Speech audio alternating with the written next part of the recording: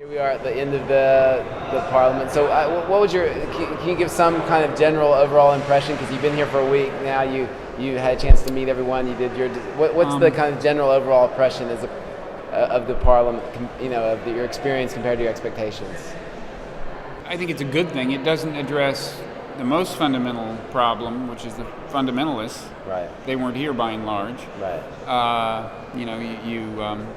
I guess you can imagine a parliament of fundamentalists, and in fact, they actually have a lot in common, more than they realize. Maybe the world's different from fundamentalists, but still, they weren't here this year, and I don't think we can expect to see them gathering at anything comparable anytime soon. Mm-hmm. But I think it's a force for good, and it's a sign of where we are in history, that people in all the world's religions recognize that for the sake of everybody needs to get together. Mm-hmm. You interviewed a lot of different people. Was there anything that came out of any particular thing that struck you from the kind of kaleidoscope of different traditions or people that you interviewed? That's a good question. Just that it's an extraordinarily tolerant group of people. It was very hard to get somebody to say something negative about anybody else's religion, right. Which is a good thing. And the hope is that it'll be contagious. In some ways, it's impressive how much is happening, how much work, and good work by and large, I guess that the people are doing in their own communities. I mean, there's so much happening. I was also struck when I asked people the question, when I was interviewing people or speaking to people, about the urgency given our time frame, which seems to be relatively short now, to really make the kind of impact we need to make to move forward. Right. Most people's response was some recognition of urgency, and generally they would tell me all the good things they were doing and the good things that were happening. I wasn't sure how much the kind of the reality of the time frame and that kind of a certain kind of urgency had sunk in. I think was people curious were what your here experience was. for different motivations, for different reasons, and some of them were here because they think that there are world problems that have to be addressed in concert. I think some of them were here to advertise their faith, as religious people have done for millennia, and not necessarily to proselytize and try to convert in an aggressive way, but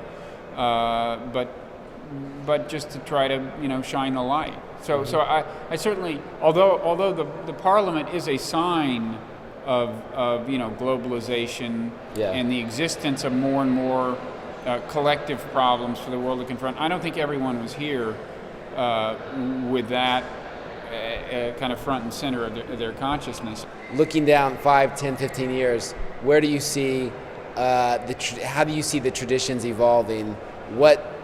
And maybe the other part of that question is, what do you think most needs to change about the traditions if we're going to make it through the next 20 or 30 year crucial time period?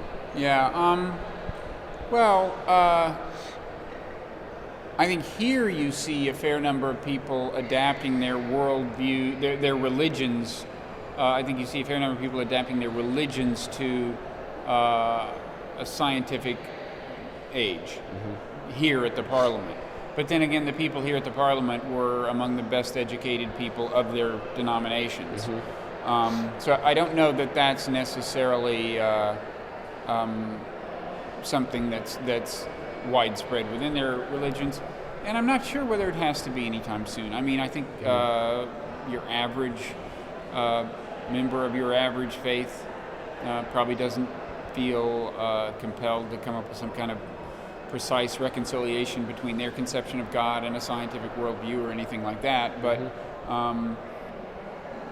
there were certainly a fair number of people here who were, who I thought had what you might call a fairly modern liberal conception of God.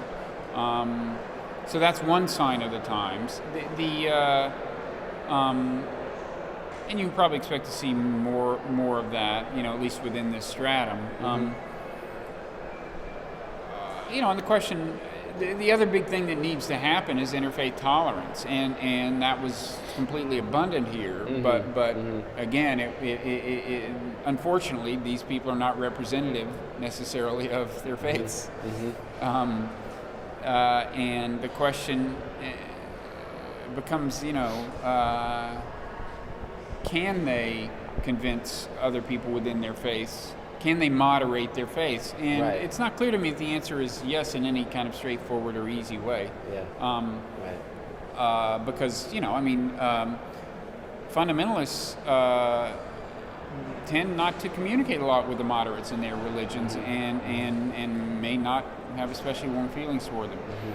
So I think, although people think of this as an interfaith a gathering or an attempt at interfaith reconciliation, I think in a way intrafaith communication is more of a challenge and more and maybe more important.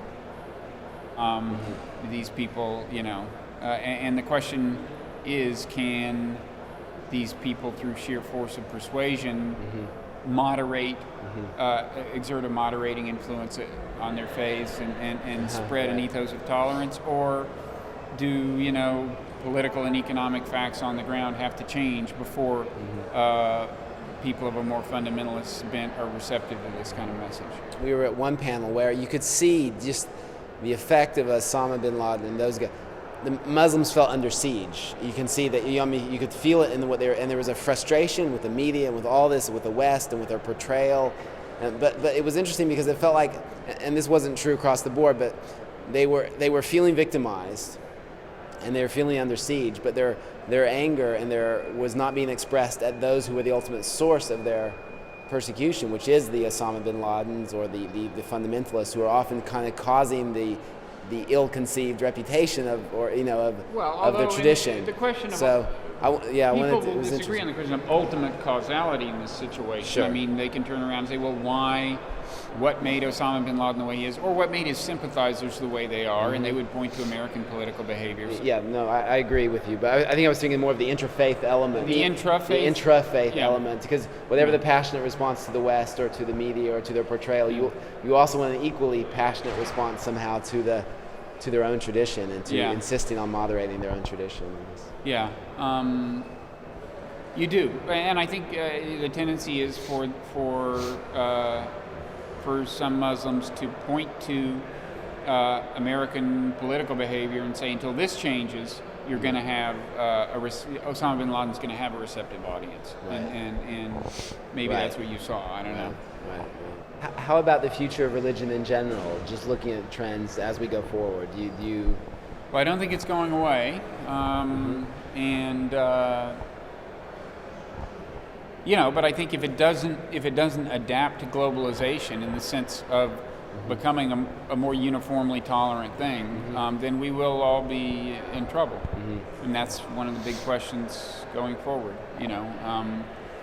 Do you think we're going to see new faiths arise, new religious traditions? You're certainly seeing that. I mean, you're seeing New Age stuff, and you saw a certain amount of synthesis of that. I talked to a guy who described himself as a Christian/Hindu, and you saw a certain amount of that here, and you're going to see more. As globalization brings faiths together and out kind of newly invented religions, and there were religions here that are, in the scheme of things, relatively new. The Sikh faith is only 500 years old. As religions go, that's pretty new. I think it's a period of fairly radical experimentation with spirituality and religion, and a lot of people saying, this whole I'm not religious but I'm spiritual, the idea that kind of religion has a bad name in some circles, but people still feel a need for some sort of contact with something transcendent or more than meets the eye.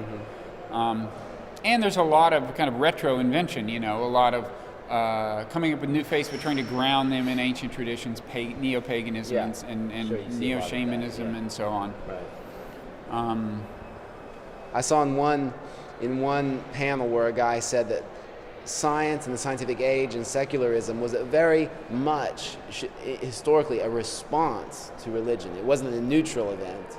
It was a response to religion. The scientific age? Yeah, or I think he said the secular, the Enlightenment, that period was very kind of a response. It was that's the way he understood it. So it seems like we need to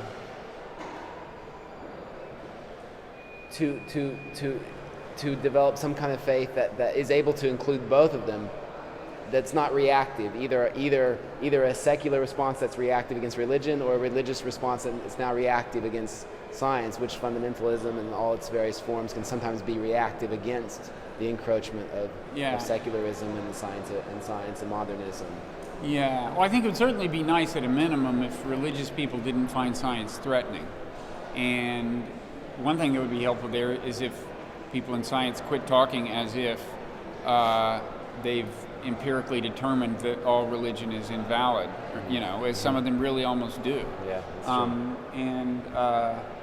So that's what I'd hope for at a minimum. I mean, the Enlightenment itself, I would not say was strictly speaking, anti-religious, and in fact, there was